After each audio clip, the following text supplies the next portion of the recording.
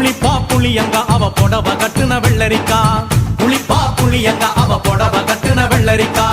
பார்த்தா பாவக்காயிலம் பருவத்தில கொசாக்கா